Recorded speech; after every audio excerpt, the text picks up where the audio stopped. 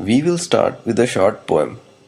A molecular biologist is one who counts thousand as picomillion, who makes sense out of gibberish and clutter, where all the clutter is made of only four letters, who clones gene with glue and scissors and amplifies a sentence into an epic literature. But above all, he is a dry strategist who plants in silicon before taking that final wet plunge. This tutorial will focus on 1. Calculations involved in regular molecular biology experiments such as assembling PCR assay system, cloning, quantifying DNA in solutions, etc. 2. How to read DNA sequence using free software available online. 3. Devise cloning strategies. Analyze molecules to find if you would opt for PCR based cloning or say how to clone a gene for protein expression. At the end of the tutorial, you would be able to simulate entire complex cloning experiments in your computer before even touching pipette pen. Let's imagine that your lab studies effects of a cytokine interleukin 11 in bone marrow.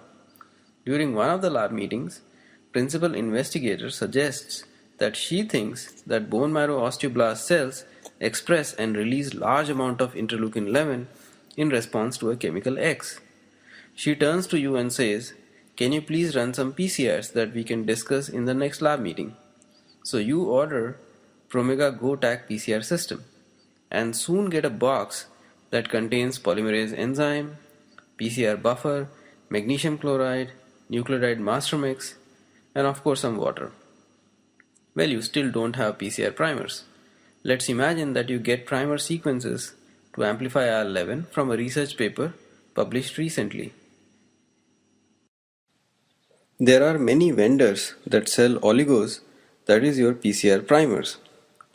Let's say you log into IDT website and order 250 nanomoles of each of the forward and reverse primers. Soon you will get an envelope containing dry powder of oligos, 250 nanomoles in each vial. So now you are ready to assemble the PCR assay system. You discover that Promega has also suggested a standard PCR assay system. For each component, it suggests a range for its final concentration. Let's say it suggests that MgCl2 may be in the range of 1 to 4 millimolar concentration when the final assay system is assembled in a PCR tube. It also says that Promega has sent you MgCl2 solution at 25 millimolar concentration. Now you can simplify the problem as you have a liquid with stock concentration of 25 millimolar and you want to dilute it to, let's say, 1 millimolar. But 1 millimolar of how much volume? For that, you need to know what will be the final volume of PCR assay system. If you look carefully, Promega also suggests a 50 microliter PCR assay system. So let's say you decide to stick with it. Now you can simplify the question as you have 25 millimolar of MgCl2 which you want to dilute so that you get 50 microliter of 1 millimolar MgCl2. So what we want is to dilute 25 millimolar of MgCl2 into 1 millimolar MgCl2 and we want only 50 microliters of that. There is a simple way to do such calculations, that is by ratio and proportion. You can remember it as a formula which is C1V1 is equal to C2V2, where C1 stands for stock concentration, V1 for stock volume, C2 stands for final concentration, and V2 as final volume. In our case, we know that Promega provided us with 25 millimolars of MgCl2, which is our stock concentration or C1. While we don't know how much of that we should take for dilution, that is, we don't know what is our V1. While we know that we want final concentration of MgCl2 as 1 millimolar, so our C2 is 1 millimolar. And we also know that final volume of the PCR assay system is 50 microliters. That is, all our primer should be dissolved in 50 microliters of solution. So our V2 is 50. Now what we get is 25 millimolar into we don't know how many microliters is equal to 1 millimolar into 50 microliters.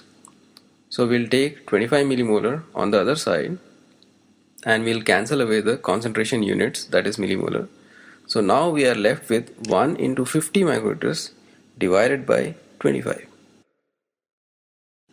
So here we divide 50 by 25 to get 2. That is, we end up with 2 microliters. That is, if we take 2 microliters of stock magnesium chloride and add 48 microliters of water, we'll prepare a 50 microliter solution that contains magnesium chloride at 1 millimolar concentration.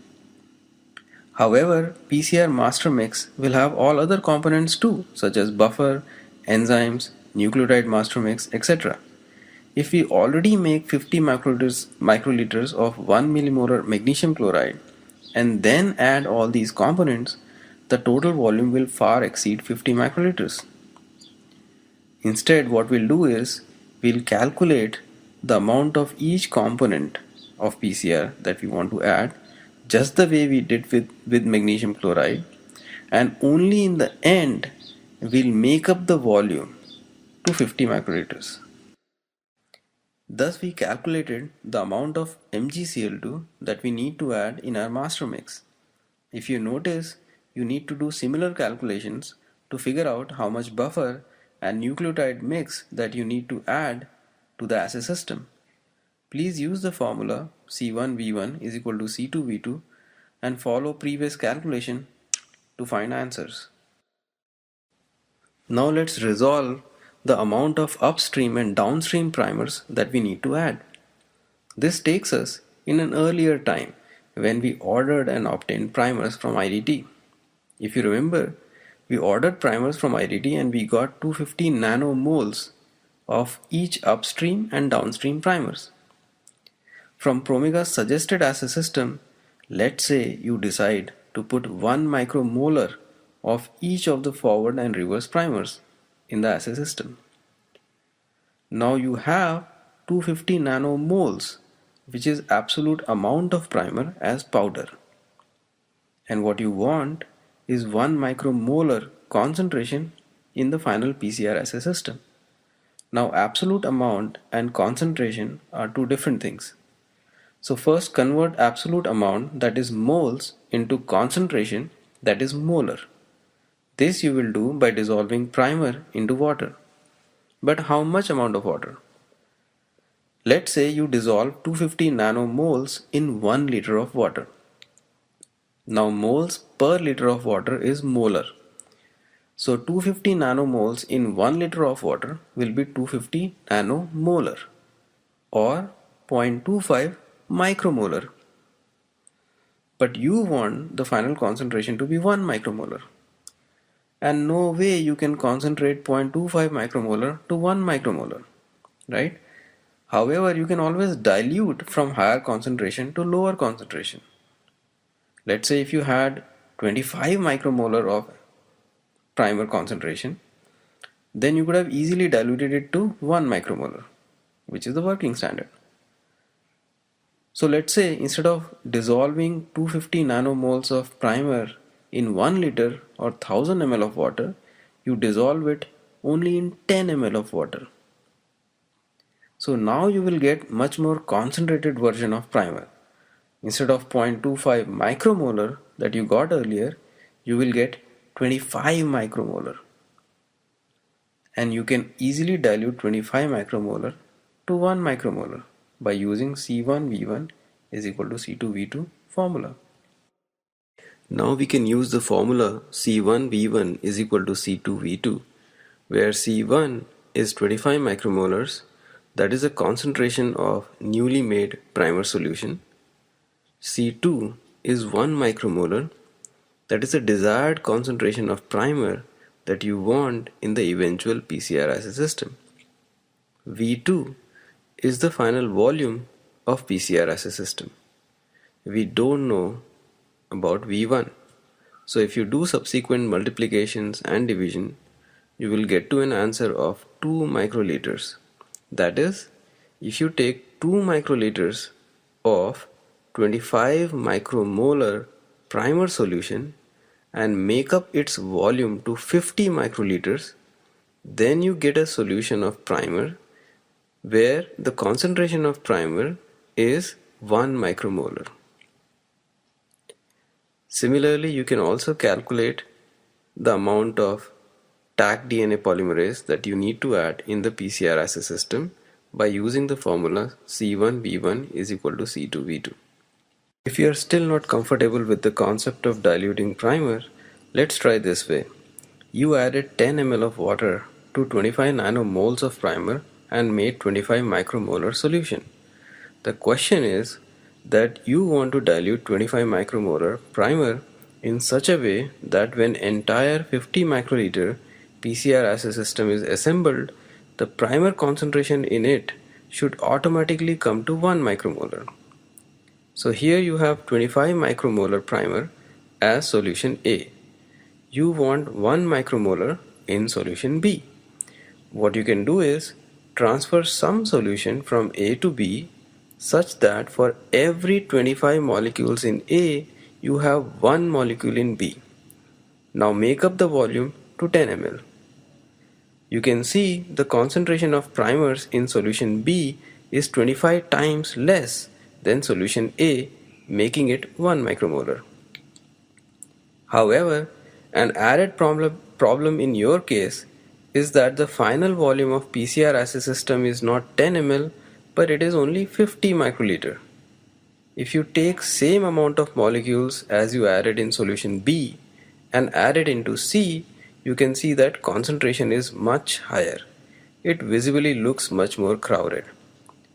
Thus you will have to transfer even less amount of solution A to C, so that for every 25 primer molecules in A, you have 1 molecule in C, thereby making it 1 micromolar. The amount of solution that you transfer from A to C is your V1 in the equation C1V1 is equal to C2V2. Since you want to measure IL-11 expressed by osteoblasts which are found in bone marrow, let's say you sacked few mice and aspirated bone marrow in saline, then extracted total mRNA and made cDNA by reverse transcriptase. Let's say you got 500 micrograms of cDNA. Please don't get astonished at the figures, this is just a calculation exercise. From the Promega protocol, you figure that you need to add 0.5 micrograms of DNA in the assay system.